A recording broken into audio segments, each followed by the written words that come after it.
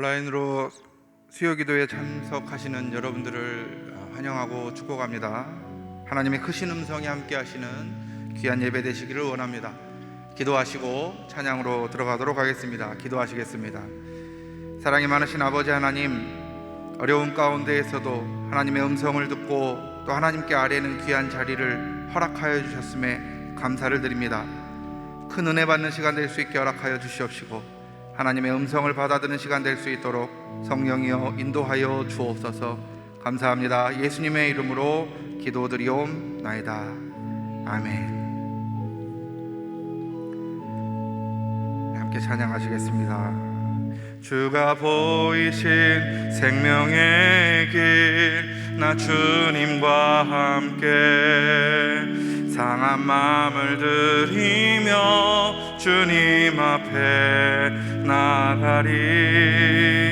나의 의로움이 되신 주, 그 이름 예수. 나의 길이 되신 이름 예수.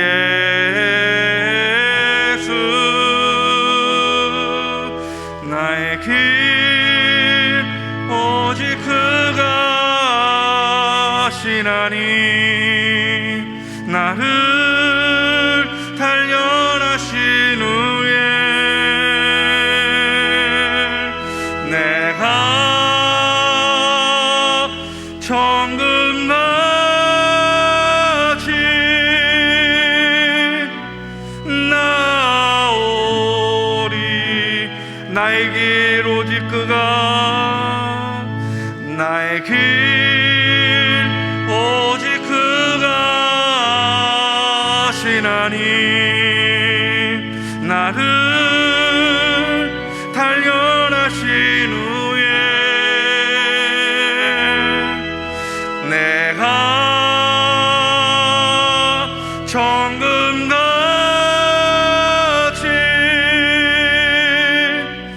나오리라. 이 땅의 황무함을 보소서. 하늘의 하나님, 긍휼을 베푸시는 주여, 우리의 죄악 용서하소서. 이 땅 고쳐 주소서. 이제 우리 모두 하나 되어 이 땅에 무너진 기초를 다시 쌓을 때, 우리의 우상들을 태우시 성령의 불 임하소서.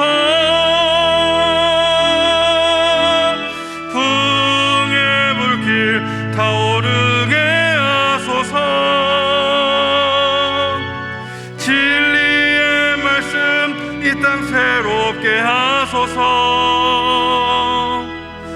은혜의 강물 흐르게 하소서. 성령의 바람 이제 불어와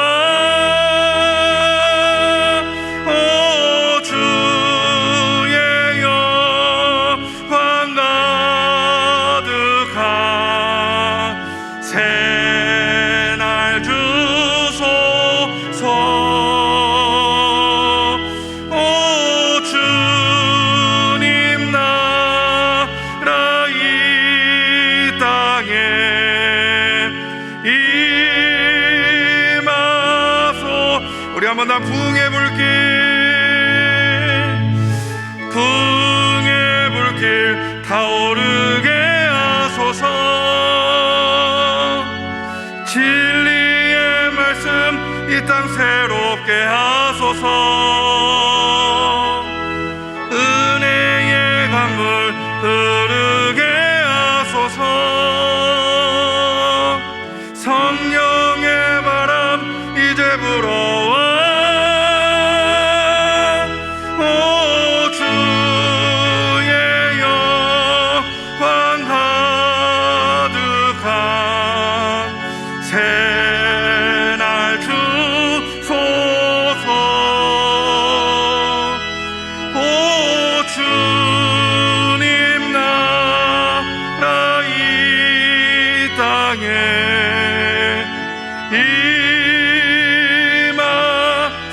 임하소서.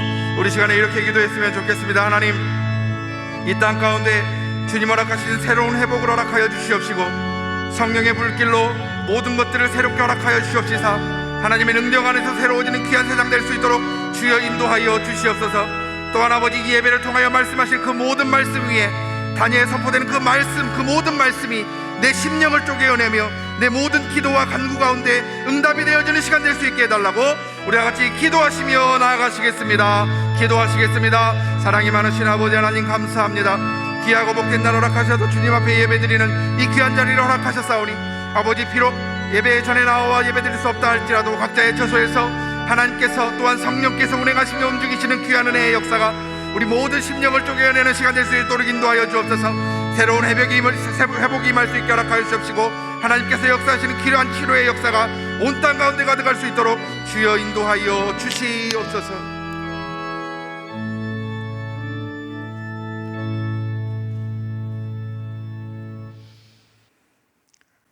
죄악으로 죽을 수밖에 없는 연약한 우리를 잠잠히 사랑하시며 불러주시고 자녀 삼아주신 하나님께 감사와 찬양을 드립니다. 이 시간 각자의 삶의 자리에서 온 마음 다해 드리는 예배를 기쁘게 받아 주시옵소서.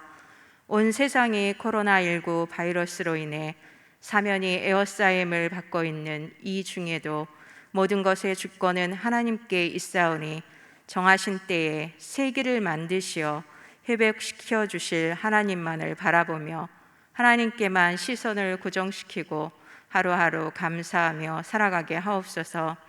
이 어려움의 시기를 핑계로 하여 복음의 열정과 믿음이 희미해지지 않도록 영적 분별력을 더하시며 그저 앞만 보고 달려가기만 하였다면 잠시 멈추어 숨고르기 하게 하시며 잘못 걸어왔던 발자국을 회개하며 믿음의 진보를 위해 겸손히 엎드려 기도하며 주님의 얼굴을 구하는 귀한 인내의 시간이 되게 하옵소서.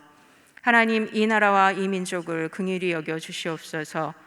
백성들을 돌보는 통치자들과 지도자들이 욕심의 정욕을 벗고 서로 싸우지 않게 하시고 한 마음으로 이 어려움을 극복하도록 지혜를 주시옵소서.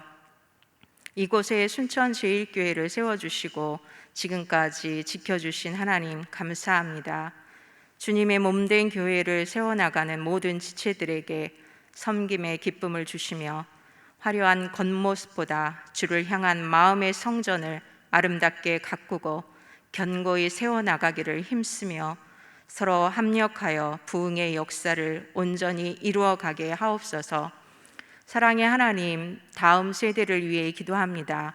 수많은 정보와 하나님 없이도 기쁘고 행복하게 사는 것처럼 보이는 세상의 문화에 마음이 뺏기지 않도록 도와주시옵소서.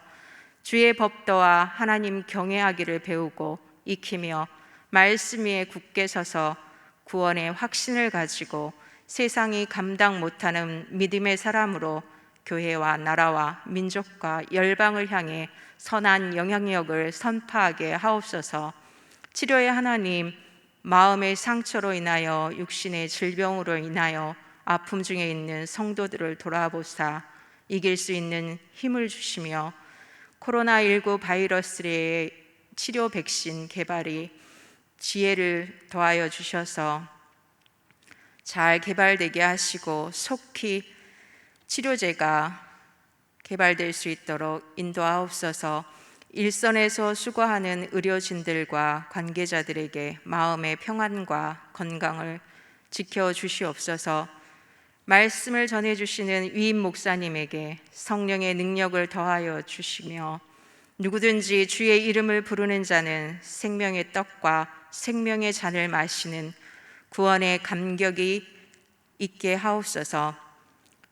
교육부서를 담당하시는 전도사님과 목사님, 또 교구를 섬기시는 목사님들에게 평강의 복으로 인도하시며 늘 피곤치 않게 이끌어주시고 기쁨 충만한 삶이 되게 하옵소서. 우리에게 구원을 베푸시고 필요를 순간순간마다 채워주시는 예수님 이름으로 기도합니다. 아멘.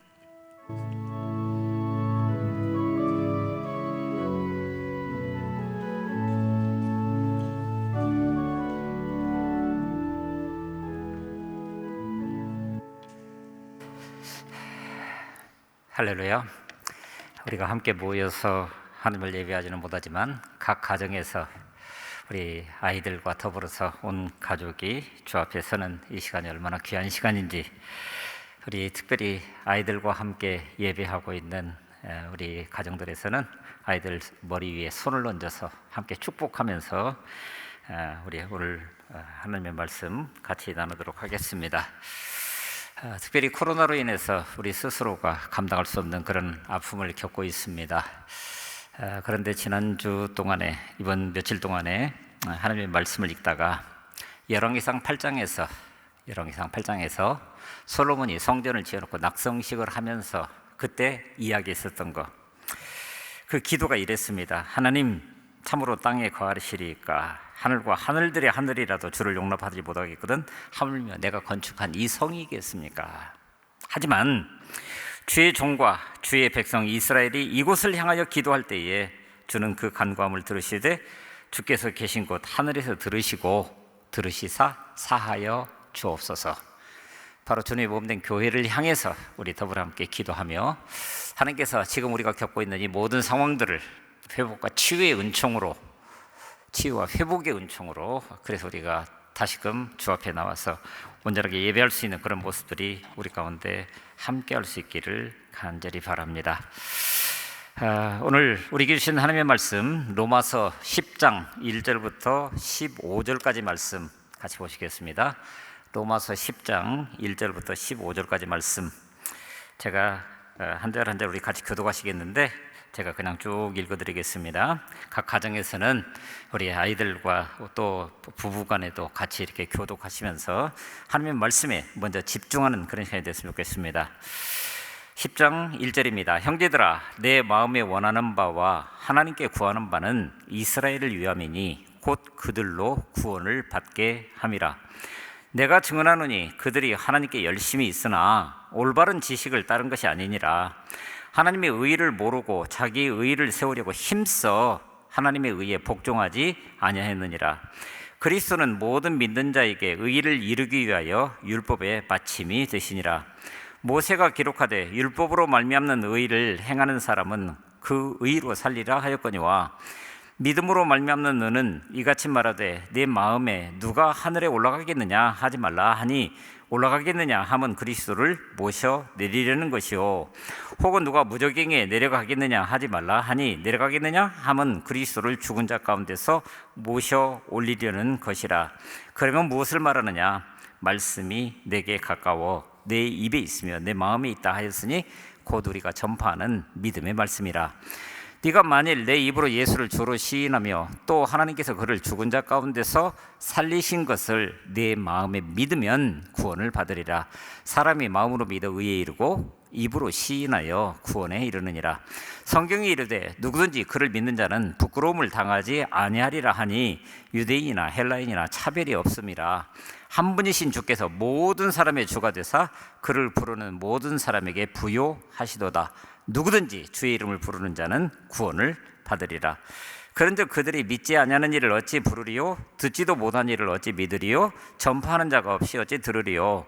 본심을 받지 아니하였으면 어찌 전파하리요? 기록된 바 아름답도다 좋은 소식을 전하는 자들의 발이여 함과 같으니라. 아멘. 특별히 15절 말씀, 아름답도다 좋은 소식을 전하는 자들의 발이여, 바로 저와 여러분 모두의 발이 세상을 향해서 그런 복받는 그런 발이 될 수 있기를 간절히 바랍니다. 며칠 전에 어떤 신학교에서 신학교 개교 80주년을 맞으면서 코로나19 이후 문명의 전환과 한국 사회 또는 한국 교회, 이런 주제를 가지고 심포지움을 했습니다. 그런데 그 심포지움 전체를 통해서 나왔던 이야기의 결론은 이거예요. 한국 교회의 위기, 이것은 본질을 벗어난 데 있다. 그러면서 코로나19로 인해서 그 민낯이 적나라하게 드러났을 뿐이다, 이렇게 얘기하는 걸 보게 됩니다. 그러니까 그때 나왔던 이야기들을 보면 대충 이런 얘기들입니다.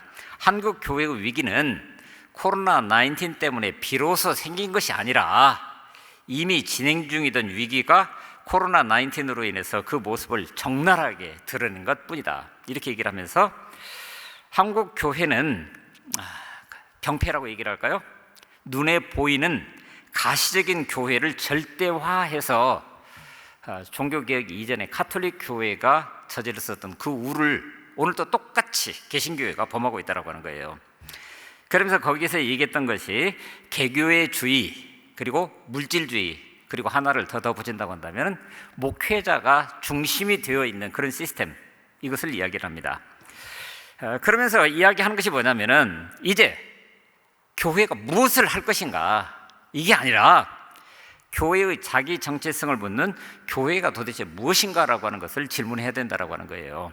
뭘 하느냐가 중요한 게 아니라 교회 자체가 뭔지.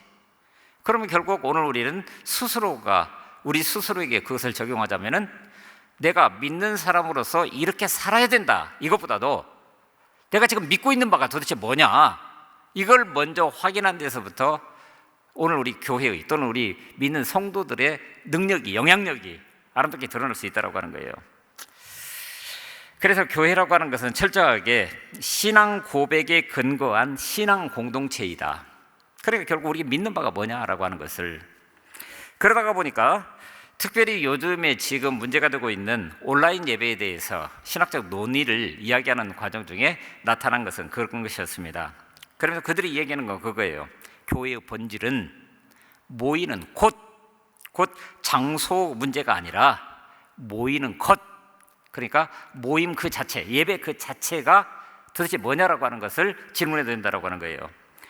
그러니까 모이는 것이 교회의 본질이기에 모임의 핵심인 예배는 교회 사역의 핵심일 수밖에 없는데, 그 모임이라고 하는 것이 공간적인 모임만을 이야기하는 것이 아니라 바로 오늘 우리가 하나님 앞에 선다라고 할 때 바로 거기에 계신 하나님을 만나는 그 자리가 굉장히 중요하다라고 하는 것을 우리에게 이야기를 하고 있다라고 하는 겁니다.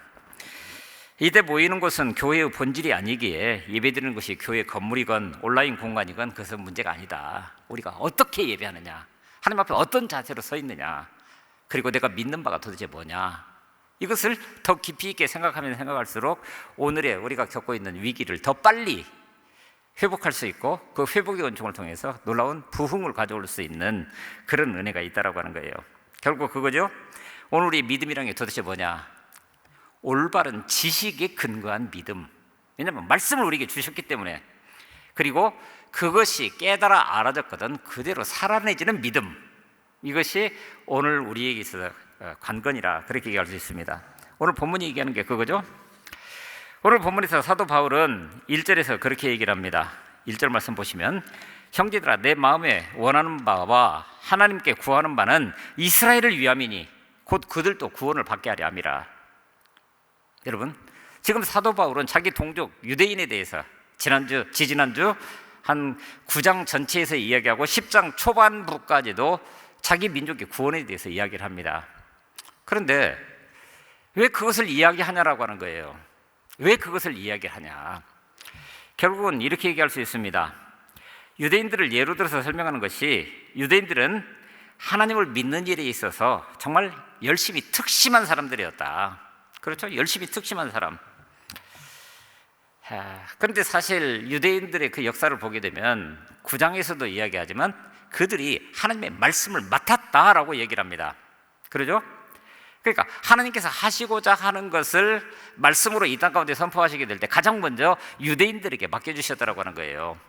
그러다가 보니까 그들이 그 말씀을 전달하는 데 있어서 굉장히 중요한 역할들을 하는데, 특별히 구약성경이라고 하는 것은 유대인들의 열심 때문에 사실은 오늘 우리에게까지도 그 말씀이 있는 그대로 전해졌다, 이렇게 얘기해도 별 오버하는 그런 게 아닌, 예를 들어서 오늘 우리는 성경을 인쇄해서 출판하거나 또는 심지어는 컴퓨터 내에 또는 스마트폰 내에 다 들어있어서 저도 예배 시간에 가끔 이렇게 보다가 보면은 성도들이 고개를 푹 숙이고 그리고 스마트폰을 들고 뭔가를 검색하고 있는 모습을 보면서 좀 마음이 언짢은데, 근데 나중에 이 얘기를 들어보니까 그게 뭐예요?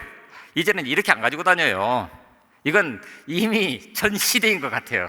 아예 스마트폰에 다 담겨 있어서 언제든지, 그러니까 이게 참 뭐예요? 지금 말씀드린 언제든지, 그러니까 내가 하나님의 말씀을 받고자 한다면은 언제든지 들여다볼 수 있는 그리고 스마트폰의 기능 중에 여러 가지를 보니까 그 말씀 앱을 이렇게 보다가 보니까 자동으로 그날에 필요한 말씀이라고 할까요? 이런 것이 툭툭 튀기도 하더라고요. 그래서 기초 화면에 그게 떠 있는 경우도 있더라고. 그러니까 뭐예요? 말씀을 그만큼 쉽게 접할 수 있는, 그래 내가 마음만 있으면 그런 상황이 있었는데, 근데 여하튼 그 구약 성경이 우리 가운데 전해지는 그때에는 바로 유대인들의 이 열심이라고 하는 것이 굉장히 중요한 역할을 했다고 하는 거예요. 예를 들면 이런 겁니다. 자, 성경은 지금은 그렇게 되어 있지만 예전에는 전부 필사였습니다. 그런데 성경을 정확하게 암송하고 있다 할지라도 성경을 필사를 할 때는 어떤 식으로 했냐면은 항상 한 사람이 정교한 목소리로 낭독을 하고, 그리고 사람들이 필사를 이렇게 했다라고 하는 거예요. 이렇게. 그러다가 보니까 때때로는 단어를 잘못 알아들었다거나 이런 경우들이 있을 수 있죠. 그러면 예를 들어서 파피루스에다 그것을 옮겼다고 한다면 그 한 장 자체가 그 한 단어 때문에 어떻게 돼요? 버려야 돼요. 물론 미국에서 공부할 때 그 편집 비평 이런 것들을 공부하다가 보니까 양피지를 가지고 공부를 하는 경우들이 있었습니다. 근데 양피지를 보니까 이렇게 긁어서 글자를 수정한 흔적들은 있어요. 그래서 과거에 어떤 글자를 썼느냐라고 하는 것과 지금 현재 나타난 그 글자하고 서로 비교해가지고 왜 그때 이런 실수를 했을까, 그러니까 싹 지워내고 다시 썼을까, 이런 것들을 연구하면서 하나님의 말씀에 더 가깝게 다가가려고 노력을 하는 그런 경우들이 있습니다. 근데 여하튼 한 사람이 큰 소리로 그것을 읽어가면, 천천히 쓸 수 있도록 정확하게 읽어가면 모든 사람들이 받아쓰는 방식으로, 그래서 이 성경이 세상으로 쫙 펼쳐져서 어느 회당에 있었는지 함께 그 본문을 읽어가면서 예배할 수 있도록 그렇게 했다라고 하는 거예요. 그런데 그 성경을 그 필사하는 과정 중에 보게 되면은 특별히 몇 가지 규정들이 있었습니다. 첫째로 여호와라고 하는 단어가 등장을 하면, 우리 성경에는 여호와라고 나와 있습니다만은 사실 이것이 지금 성경에 5,900번 이상이 나온다고 그래요.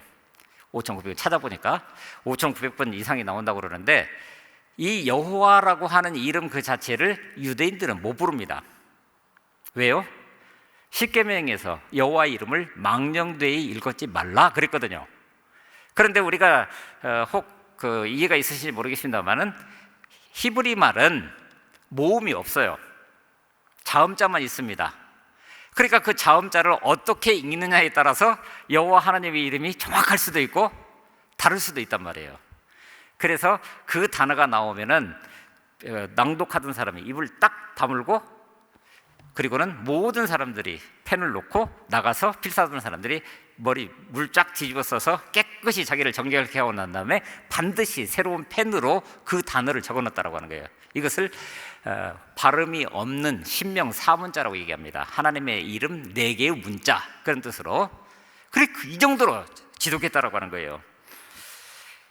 그러니까 성경을 정확하게 기록하고 그리고 후대에 넘겨주려고 하는, 또 더 많은 사람들이 그 하나님의 말씀을 읽을 수 있었으면 좋겠다라고 하는 소위 특심하다라고 할 만큼 특별한 열심이 있었기 때문에 사실은 오늘 우리에게 그런 말씀이 전해졌는데, 지금 우리에게 나타나는 그런 현상들을 보게 되면은 요새로 봐서는 참 이해가 안 되는 그런 측면들도 있죠.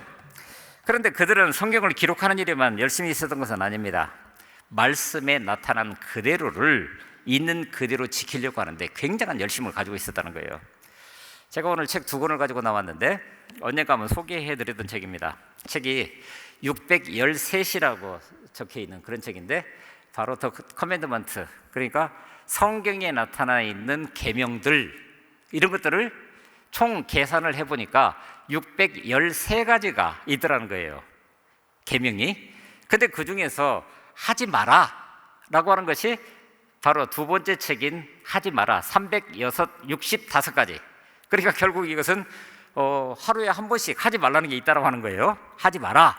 그리고 나머지 248번이 해라, 이것은 꼭 해야 된다 라고 하는 그런 계명이 묶어져서 613가지의 계명으로 주어졌다고 하는 거예요.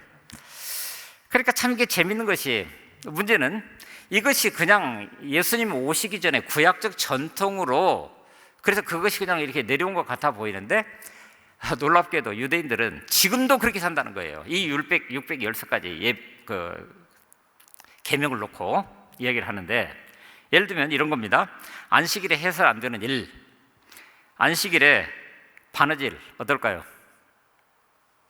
바느질, 그거 노동입니다. 그러죠? 근데 옷이 터졌어. 그럼 어떻게 해야 돼요? 갈아입어요? 갈아입는 것은 노동 아닌가? 뭐 이런 거. 불을 켜고 끄는 일도 이거 일하는 거예요. 그래서 아예 유대인들은 집집마다 경우에 따라서는 타이머가 있답니다. 그래서 안식이 시작되기 전에 켜고 끄고 뭐 이런 거. 심지어는 성지순례 갔을 때 그 가이드를 통해서 이렇게 질문하고 대답하는 사이에 들었던 이야기는, 놀랍게도 그 단추를, 전기 그 스위치를 켜고 끄는 일을 위해서 유대인이 아닌 팔레스타인 사람을 고용하는 경건한 유대인도 있다, 이런 얘기를 해요. 참 이거 하나 하는 게, 심지어는 지난번에 얘기했던 것처럼 사바스 엘리베이터라고 해서 안식일 전용 엘리베이터, 이것은 터치하면 안 돼요. 그냥 카페 가서 서 있으면 엘리베이터가 오르락 내리락 하다가 자기 앞에 서서 열리면 또 들어가는 거예요. 그러면 내려가면 다시 올라갈 때까지 기다려. 그래서 내가 11층 그러면 11층에서 내리면 되는 거예요. 이런 식으로. 오늘날에도 유대인들은 안식일 규정을 지키기 위해서 안식일 전날에 냉장고에서 그 전등, 그 등 하나 있는 거, 작은 등, 그걸 뺀다고 그래요. 왜냐하면 냉장고 문을 여는 순간 냉장고 안에 작은 전등이 자동으로 켜지기 때문에 그건 일하는 거래요. 이런 거, 이게 상상이 되십니까? 그러니까 안식일을 그냥 주님이 말씀하셨던 것처럼 쉬는 날, 그야말로 쉴 수 있는, 안식을 취할 수 있는 그런 날로 지켜가는 것이 아니라 해서는 안 되는 수많은 일들을 정해놓고서 목숨을 걸고 열심을 다해서 지금도 지키고 있다는 거예요. 그러니까 웃지 못할 일이 바로 우리나라 가전 회사 중에 하나가 그것을 염두에다 두고 자동으로 안식일이 되면 어떤 전기장치를 통해서 켜지고 꺼지는 이런 것을 만들어가지고 아주 선풍적인 인기를 끌었다, 이런 얘기들도 전해지고 있는 것을 보게 됩니다. 그러니까 유대인들은 이렇게 성경을 기록하는 일이나 성경을 지키는 일에 있어서 정말 놀라운 열심과 부지런함을 보여주었는데, 사도 바울은 조금 전에 읽었던 1절 말씀처럼, 형제들아 내 마음에 원하는 바와 하나님께 구하는 바는 이스라엘을 위함이니 곧 그들로 구원을 받게 하려 함이라 라고 얘기를 합니다. 그럼 뭐예요? 구원에서 지금 현재 벗어나 있다라고 하는 거예요. 그러니까 그걸 돌이켜야 된다고 하는 거예요. 그러니까 하나님의 말씀을 정말 목숨을 걸고 열심히 지킴에도 불구하고 그들이 구원을 받지 못한다라고 하는, 이거 얼마나 안타깝냐라고 하는 겁니다. 그래서 9장 1절에서 얘기하는 것처럼 바울은 차라리 자기가 저주를 받아서 하나님 앞으로도 버림받는 한이 있더라도 자신의 가족, 친지, 동족들이 구원을 얻는 일에, 그런 일들이 그렇게 있었다고 한다면 좋겠다. 그러면 왜 유대인들은 지구상의 어떤 민족보다도 하나님을 향한 큰 열심과 부지런함을 가지고 있었는데 사도 바울이 지금 그들이 구원받게 하려 함이라고요? 그럼 구원을 받지 못하는 불쌍한 사람이 됐는데 왜냐라고 하는 거예요. 사도 바울은 2절에서 그렇게 얘기를 합니다. 같이 보실까요? 내가 증언하노니 그들이 하나님께 열심히 있으나, 하나님께 열심히 있어요? 그런데 뭐라고요? 올바른 지식을 따른 것이 아니다라고 얘기를 해요. 올바른 지식을 따른 것이 아니다. 그러니까 하나님께 열심이라고 하는 것은 다음의 일인데, 첫 번째 일에서 곧 올바른 지식을 따르는 그 일에서 실패하고 있기 때문에 하나님에 대한 열심이 아무 소용이 없는 그런 것이 됐다고 하는 거예요. 그러니까 사도 바울은 유대인들에게 하나님을 섬기는 일에 있어서 놀라운 열심이 있다는 사실을 먼저 인정하고 들어갑니다. 근데 그럼에도 불구하고 그들이 구원을 받지 못하는 이유, 올바른 지식을 따르지 않았기 때문이다 라고 얘기를 해요. 자, 그렇다고 한다면 이 올바른 지식이 뭐냐?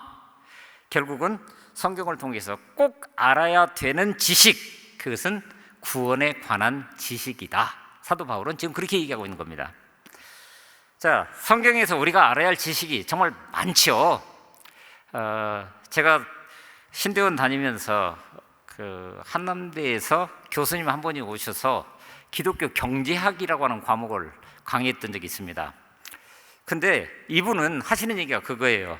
자기는 경제학자인데 왜 기독교 경제학자냐? 라고 얘기를 할 때 경제학이냐라고 하는 그 책을 썼냐 했더니 성경을 창세기부터 시작해서 요한계시록까지 읽어보니까 성경 자체가 경제학 교과서들이에요. 경제학 교과서. 그러면 경제학자에게는 경제학 교과서, 윤리학자에게는 윤리학 교과서. 그렇죠? 이런 측면들이 분명히 있기는 하지만, 그런데 그 바로 성경에서 이야기하고 있는 핵심적인 요소가 뭐냐라고 하는 거예요. 핵심적인 요소. 그러면 유대인들이 성경에 많은 지식을 가지고 있었지만 정확하게 알지 못했던 지식이 뭐냐? 3절에서 얘기를 합니다. 우리 한번 같이 볼까요? 하나님의 의를 모르고 뭘 세우려고 힘써요? 자기 의를 세우려고 힘써 하나님의 의에 복종하지 아니하느니라. 하나님의 의를 모르고 자기 의를 세우려고 힘쓰다가 보니까 어떻게 됐다고요? 그 결과물로 하나님의 의에 복종하지 않는 결과물이 등장했다고 하는 거예요.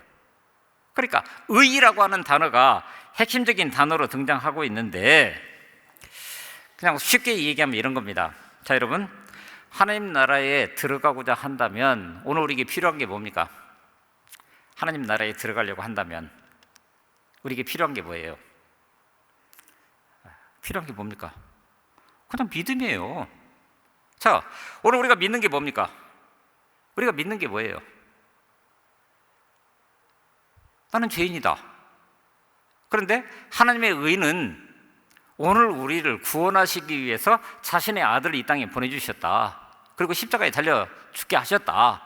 그래서 십자가에 달리심으로 말미암아 오늘 우리가 얻은 게 뭐예요? 죄사함과 의롭다함을 얻고, 그리고 요한복음 그대로 나타난 그대로 하나님의 자녀들은 권세를 얻었다.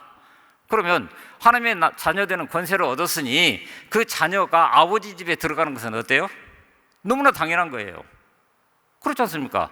아버지 집에 똑똑 두드리고 들어가도 됩니까? 하고 허락받고 들어가는 아들이 있습니까? 세상에 그런 아들은 없습니다. 딸도 마찬가지 아니에요?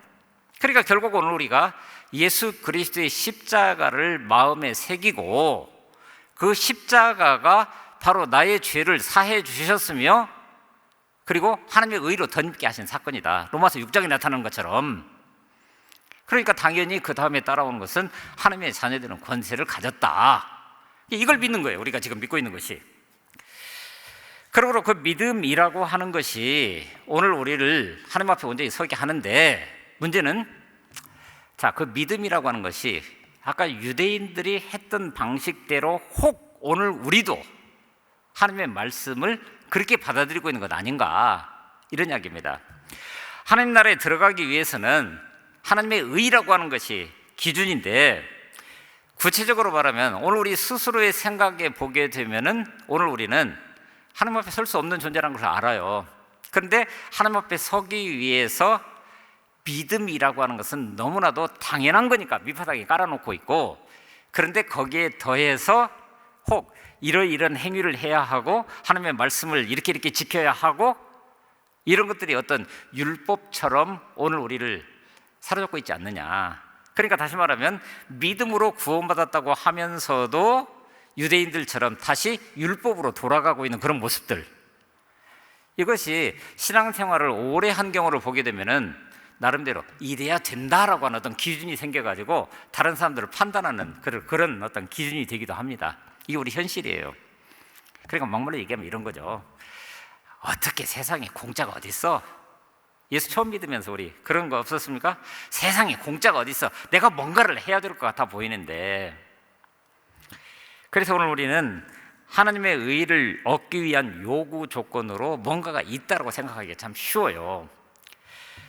그냥 어려운 정도가 아니라 사실은 불가능한 건데,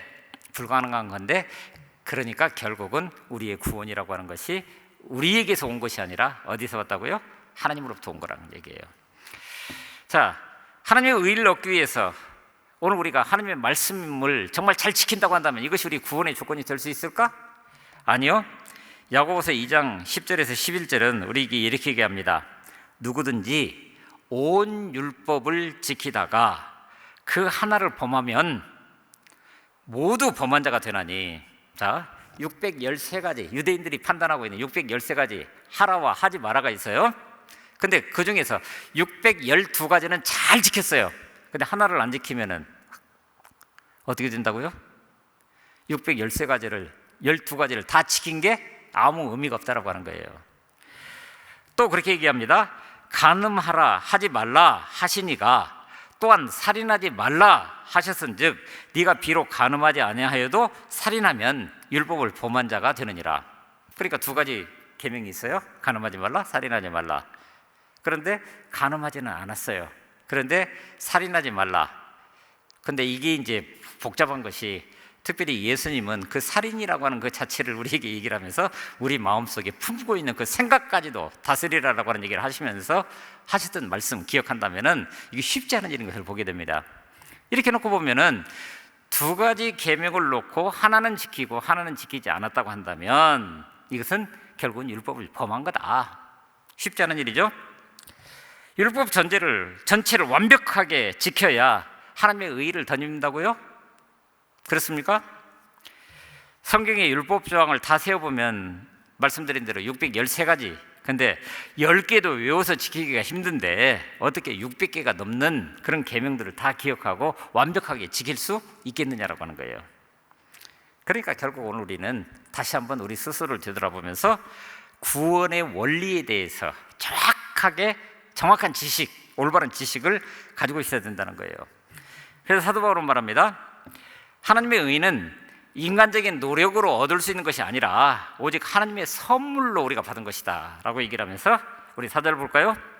그리스도는 모든 믿는 자에게 의를 이루기 위하여 율법의 마침이 되셨다. 자, 율법의 마침이 됐으니까 율법이 끝났어요. 그러면 더 이상 율법에 오늘 우리가 제약을 받습니까? 받지 않습니다. 그래서 오늘 우리는 다시 한번 이 율법에 대해서 생각하게 되는 것이 그거예요. 자, 여러분, 지난주에도 말씀드렸습니다만은 율법이라고 유대인들이 이해하고 있는 성경 속에 나타난 10계명을 비롯해서 그 모든 율법은 언제 주어진 것입니까?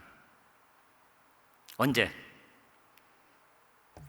출애굽 이후에 광야에서죠.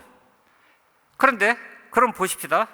출애굽이라고 하는 상징적으로 애굽에서 이스라엘을 건져내신 사건, 이게 구원 사건이에요. 그죠? 그러니까 이게 은혜입니다.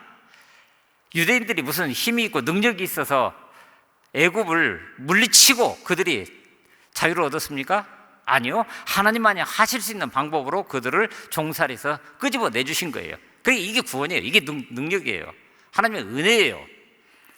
근데 이제 문제는 그 은혜를 은혜답게 살아갈 수 있도록 하시기 위해서, 곧 하나님의 백성답게 살아갈 수 있도록 적어도 이 정도는 살아야 한다라고 주신 것이 광야에서 주신 율법이란 말이에요. 그렇죠? 그런데 이것이 역사적 상황을 통해서 흘러가면서 율법이 사람들을 얽어매는 한 조항들이 되면서 결국은 하나님의 은혜를 완전히 잊어버린 그런 상황으로 가게 만들었다라고 하는 거예요. 그렇다고 한다면 이것을 오늘 우리에게 그대로 적용해 본다고 한다면, 자, 여러분, 오늘 우리 구원이 어떻게 왔습니까? 우리가 성경을 다 읽어서 깨달아는 지식이 있어서 그랬습니까? 아니면 내가 세상의 어떤 학문을 통달을 하고 그래서 그 학문을 통해서 비교해 보니까 이만한 지식이 없다라고 해서 예수를 믿게 됐습니까? 아니요. 일방적인 하나님의 은혜예요. 믿어지는 은혜예요. 우리를 불러주신 거예요. 그래서 놀랍게도 고린도후서 5장 21절에 보면은 하나님이 죄를 알지도 못하신 이를 우리를 대신하여 죄를 삼으신 것은 우리로 그 안에서 하나님의 의가 되게 하려 하심이라. 예수 그리스도 안에서 오늘 우리가 하나님의 의가 되게 하시려고 죄를 알지 못하신 이를 바로 우리를 대신해서 죄로 삼아 십자가에 내주셨다. 사도 바울은 고린도후서 5장에서 그렇게 얘기를 합니다. 결국 오늘 우리는 예수 그리스도의 십자가를 통해서 우리의 죄를 가져가시고 대신에 하나님의 의를 우리에게 선물로 주셨다. 그게 구원이라는 거예요.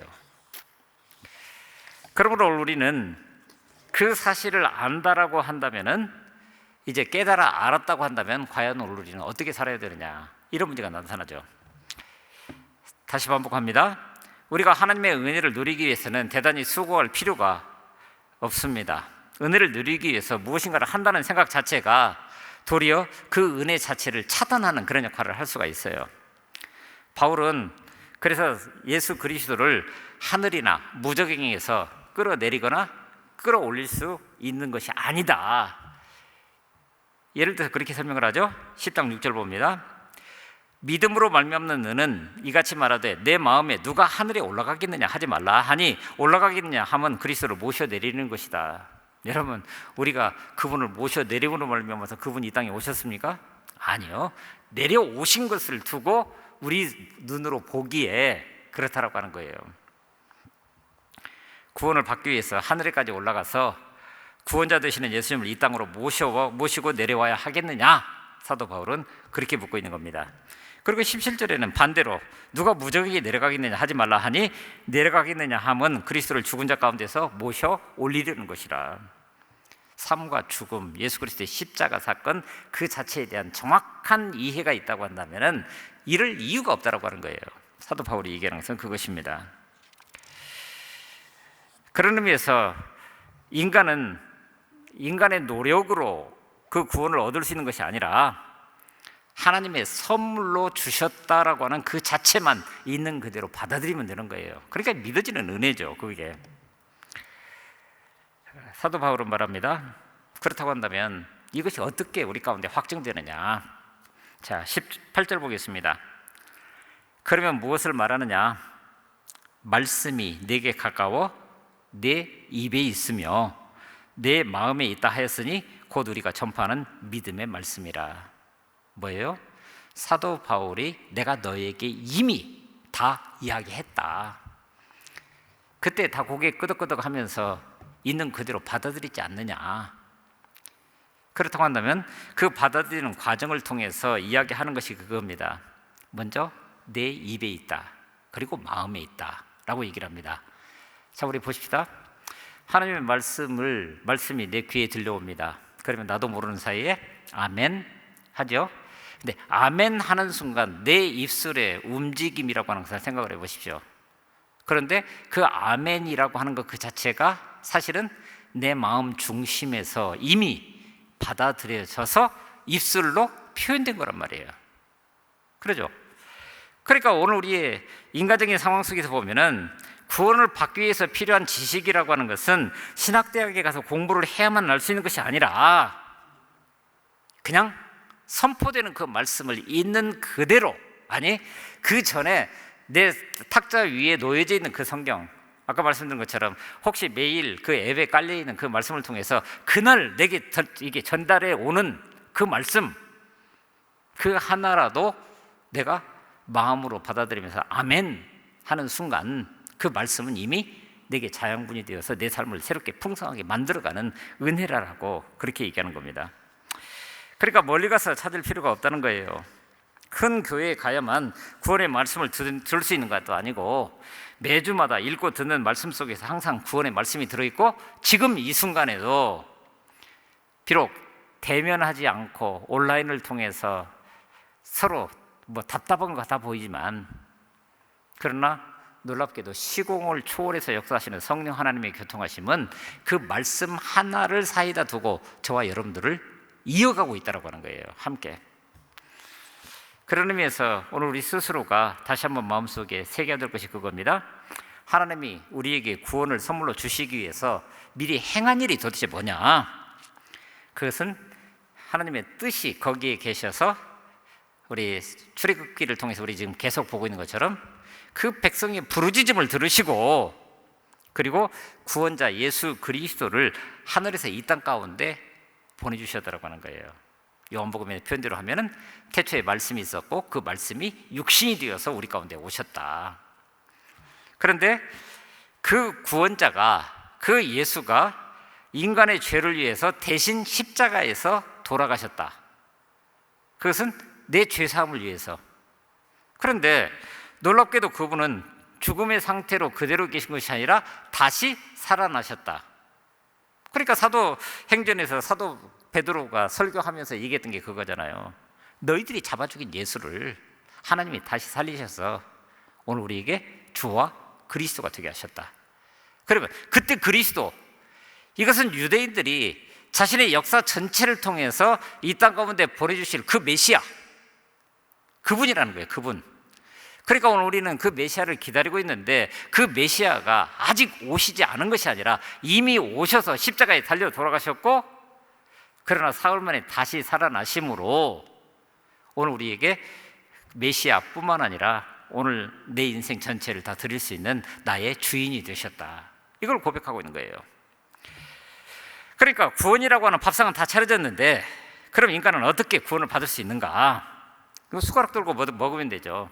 그런데 놀랍게도 오늘 본문에서 보면 9절 10절에 보면은 그 숟가락까지도 우리에게 이미 얹어주셨어요. 한번 볼까요?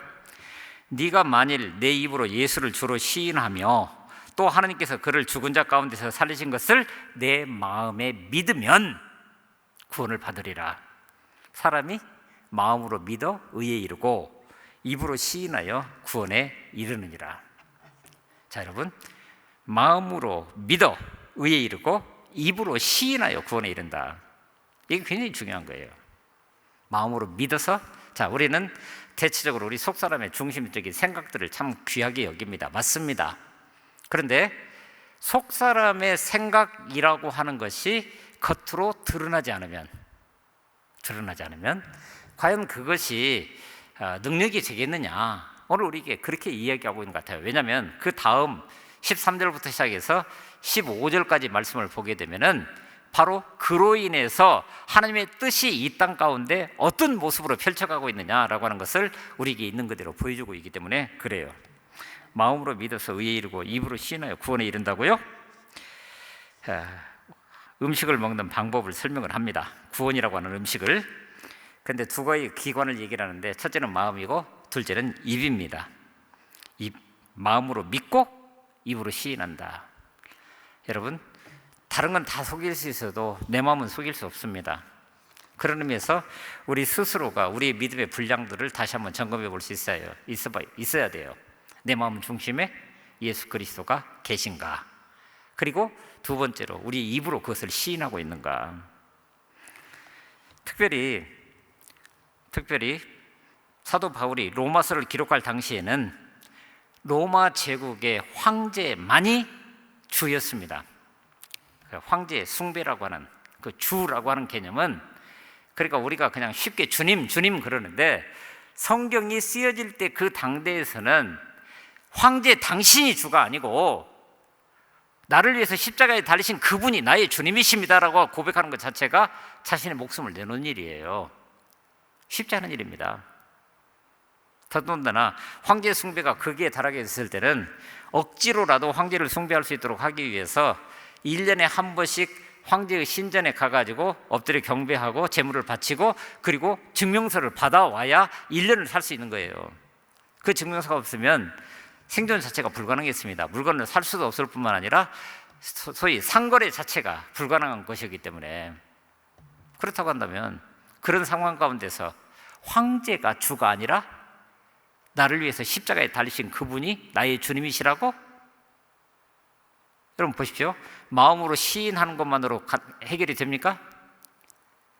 내 입으로 아니라고, 그래서 황제 숭배를 하지 않고 나는 차라리 죽음을 택하겠다라고 이야기하는 그런 상황, 결국 내 입으로 시인하는 그 자체가 내 목숨을 가져갈 수도 있는 그런 상황임에도 불구하고 초대교회의 성도들은 이 상황이 얼마나 놀라운 사건이었는지 있는 그대로 받아들이면서 차라리 내 목숨을 드릴 한이 있더라도 입으로 시인하는 것을 주저하지 않았다라고 하는 거예요.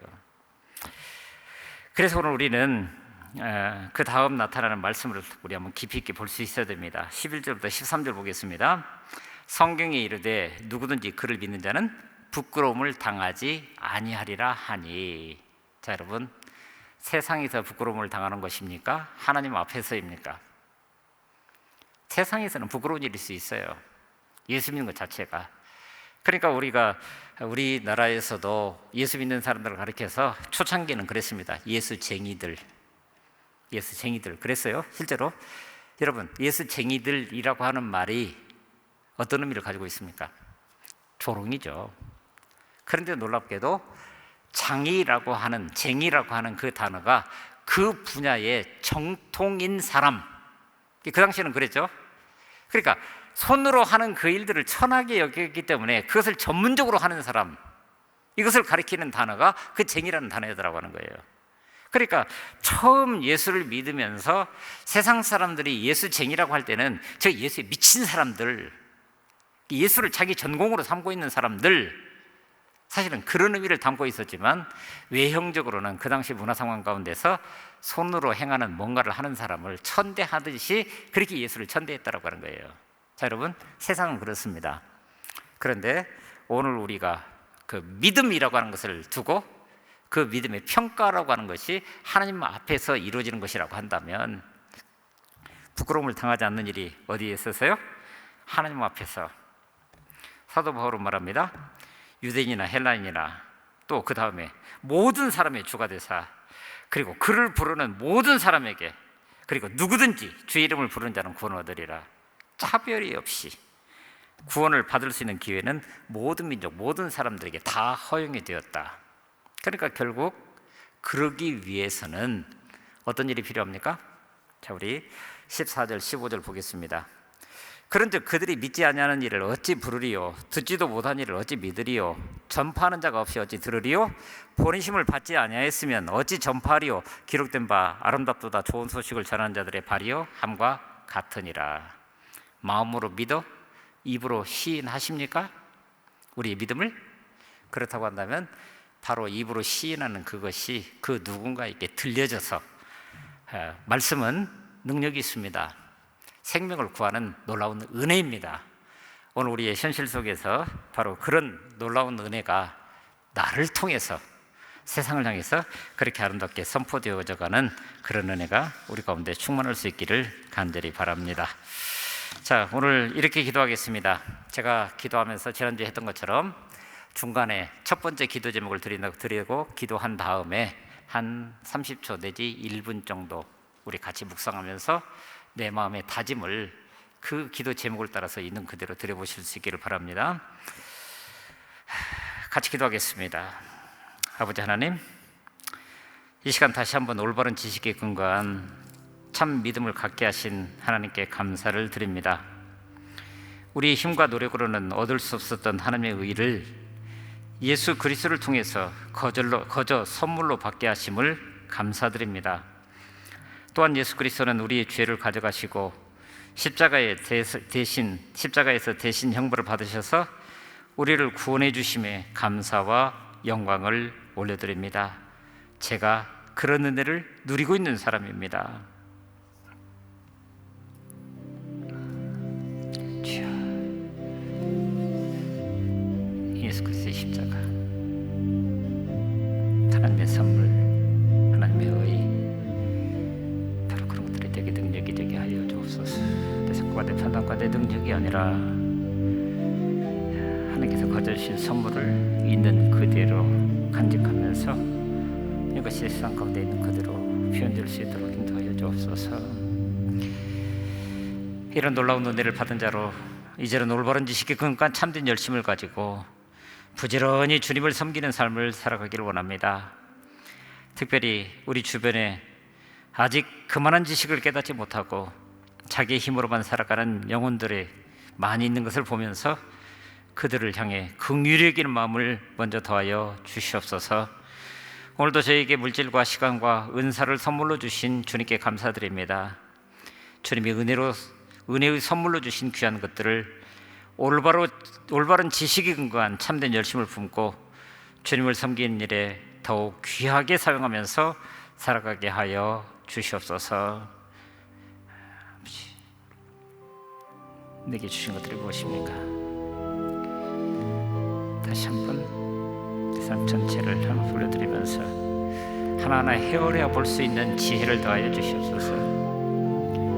그러므로 주님을 품고 나아가는 그곳에서 내게 허락하신 것이 귀한 능력으로 함께하고 통해서 예수 그리스도를 내 주로 고백하는 그런 은혜가 가운데 있게 하여 주옵소서. 아버지 하나님, 저희가 지금 구원받는 자로 단지 예수님이 죽은 자 가운데서 부활하심을 마음으로 믿고 우리의 왕이시여 주인이심을 입으로 시인함으로 구원을 받게 하심을 감사드리면서 영광을 올려드립니다. 하나님께서 이렇게 모든 사람이 구원받을 수 있는 쉬운 길을 열어주셔서 불구하고 오늘도 많은 사람들 이 구원의 길을 모르고 멸망의 길로 향해 가고 있습니다. 그러므로 우리가 이 구원의 기쁜 소식을 이 땅 가운데 열심히 전할 뿐만 아니라 구원받은 자답게 날마다 감사가 넘치며 온유와 겸손함으로 이웃을 섬기고 살아가는 변화된 모습을 통해서 믿지 않는 가족들, 이웃들, 바로 구원의 공동체에 더해지는 그런 귀한 은혜가 우리 가운데 이루어지기를 원합니다. 더 주시옵소서.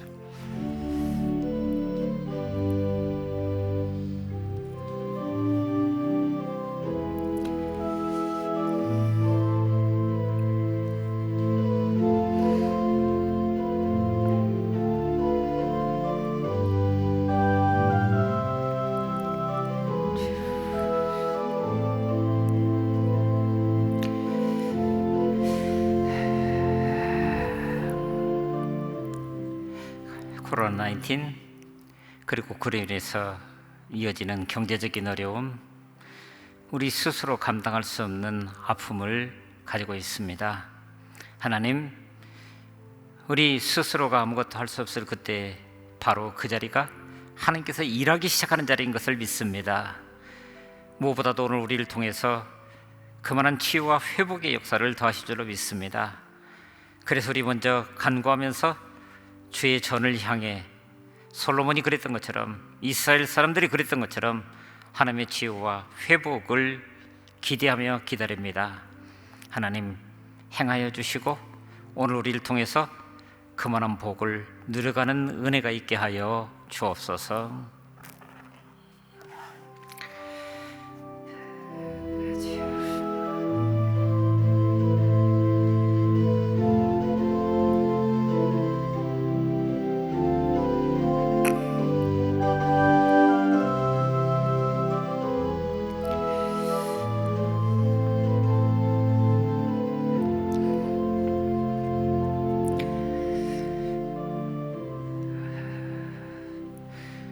우리 주 예수 그리스도의 이름으로 간절히 기도하고 이제는 주님께서 가르쳐주신 기도로 함께 기도합니다.